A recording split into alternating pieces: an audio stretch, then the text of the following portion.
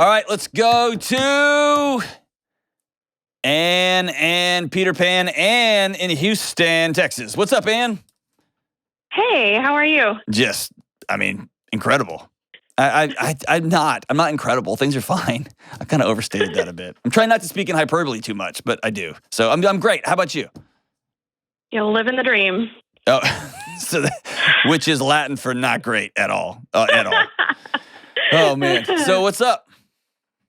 So, I don't know how to even ask this, but I think the best way is just like no whitewashing it, no trying to like power wash it. Just ask it. As awful and weird as whatever it's going to be you're about to ask. Just go for it. I think I'm broken. I don't really love my newest child. Okay. Hold on. Exhale. Have you said that out loud before? Yeah, I've said that to my husband. Yeah. Okay. Am I the first person, not your husband, that you said that to? No, I have friends too. Okay. So, no, I tell everybody. I have a shirt. No, that's not true. I don't. But I do. I've got a couple girlfriends and, my husband. But, yeah, it's... You're not broken. I don't even know what you're about to say. You're not. Okay? Okay. Cool? Yeah. You may be really deranged and mean, but I'm totally kidding. You're not broken. Okay, so you don't love your newest kid right now. Tell me more about that. So we have 3. All have been adopted. Okay. And our first 2, we went domestic, or their birth moms chose us. We had, I had them as infants, and this new little guy, he came to us at almost 3 years old, and his grandparents asked us to adopt him. And I'm doing all the things that I'm supposed to do, like the really long hugs, skin to skin, morning, and as soon as I pick him up from childcare and at night, and like I just, it's like a chore. Playing with him is a chore, and why? I don't know. Why is it a chore? What is it? Is it something? Is he different? Is he have attitude problems? Is he struggling? Like what? Or is it just no? We're not connecting. I think we're just not connecting. He's a pleasant child. His grandparents were raising him very differently than we do. He was very addicted to screens. He didn't really have much. He struggles with speech. I think because he wasn't really spoken to a lot. But he's a charming child. Like he's a sweet kid. I know that with trauma, like he's experienced just being taken from one child, one parent to another. I know that that's very traumatic, and I kind of expected more behaviors. But he kind of is doing really well. Sometimes kids act really well as a trauma response. Yeah. They know that's he threw a lot of tantrums at the beginning, but he's kind of come out of that. So.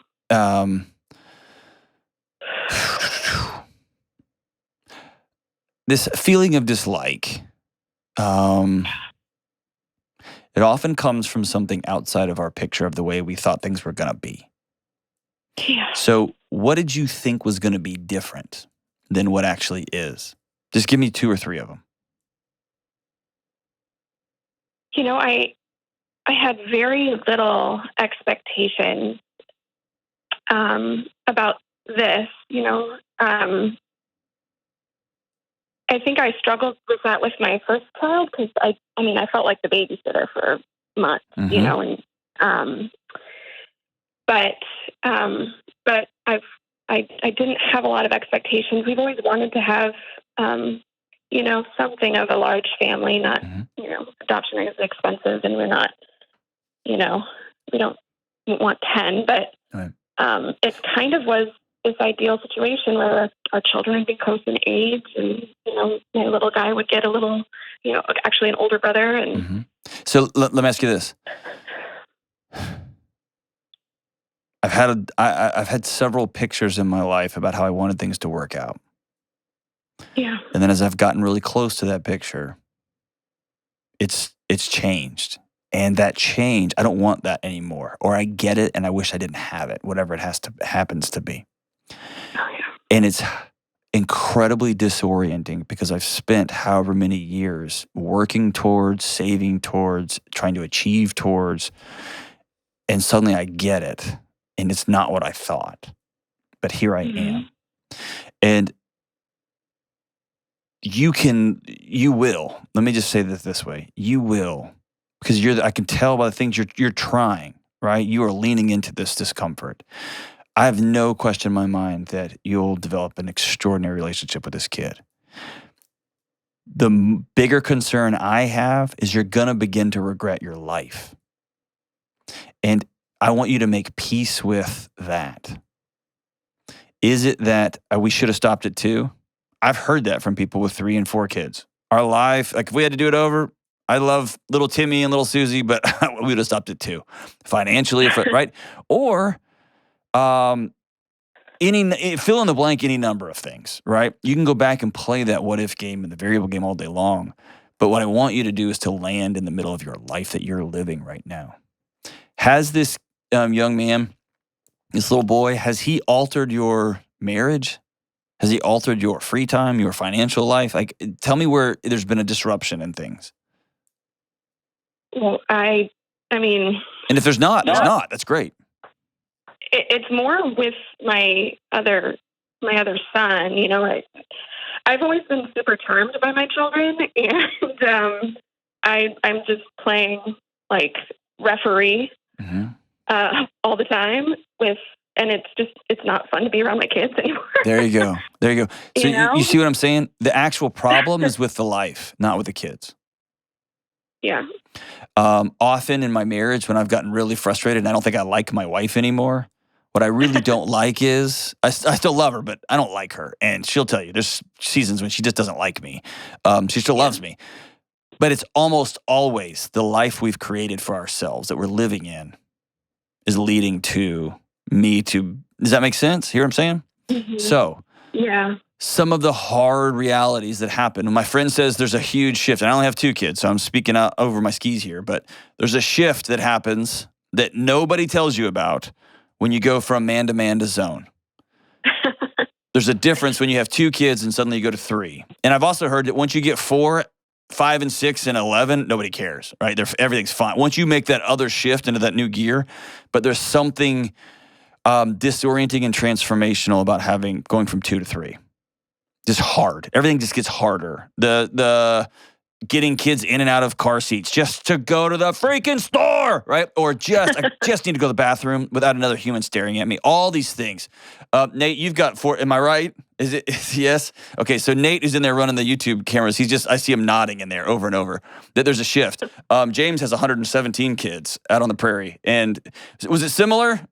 Like going from 2 to 3 and 2 to 4? Yeah, it was a huge change going from 2 to 3. That was a big leap between the 2.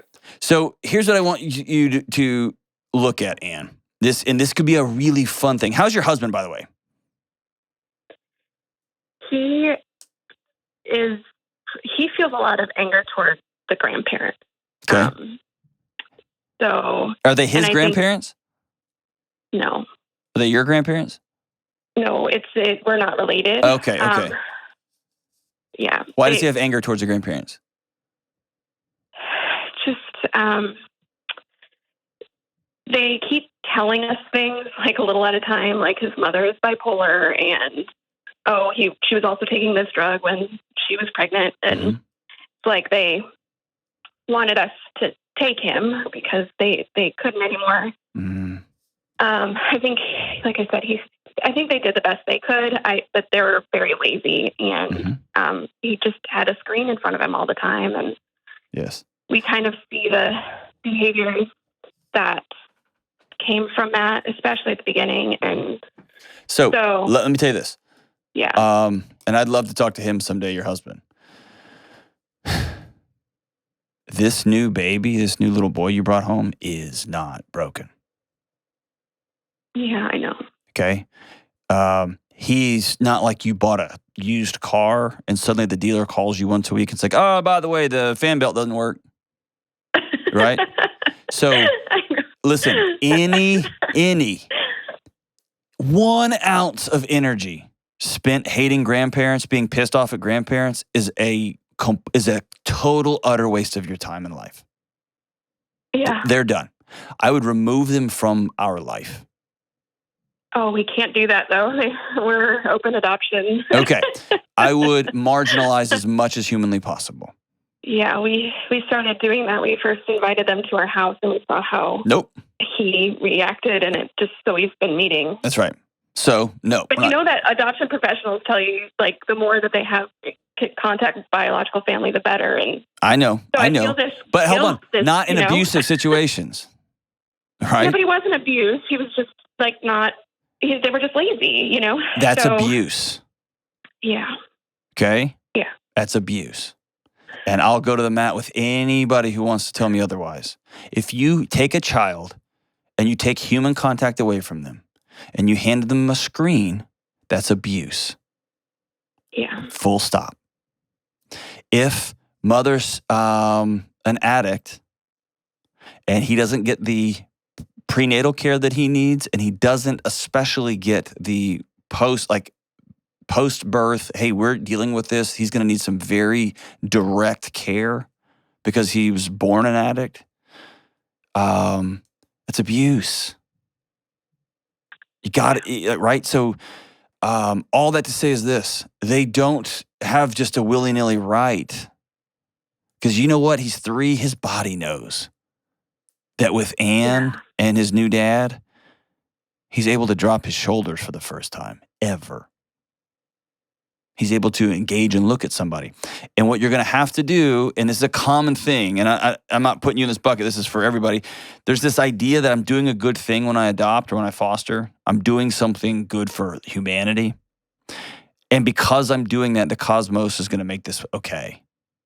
It's going to make this easier. You know what I mean? And so I want to give you like the reality check that y'all already live, which is y'all chose to adopt a 3-year-old little boy who's had lived in hell. And so it's going to be a chore. It's going to be tough walking alongside this little boy and teaching his brain what safety looks like and teaching him what connection looks like and teaching him his life outside of a screen. All of those things are going to be a chore. It sounds like your husband is similar to you, that now his life is super different and it's easy to just find somebody to point rage at. And I just want to tell you, don't do that. It's a waste of your life. Just don't. Okay? Here's the thing that I think, going all the way back to what I was about to say, a beautiful moment would be you and your husband get a babysitter and y'all go spend a half day together. You don't talk about the kids as much as you talk about, okay, we got 3 now. What do we want our life to look like? What do we want this thing to look like? What do you need? What do I need? What do we need to be okay so that we can go back in and do this hard thing that we're doing? And this should be a moment of dreaming, not a moment of ranting and raving. Yeah. There may be some seasons of grief, like I wish we hadn't have. That's okay to think that. Mm-hmm. You're not broken. It's okay to be really frustrated at your stage of life right now.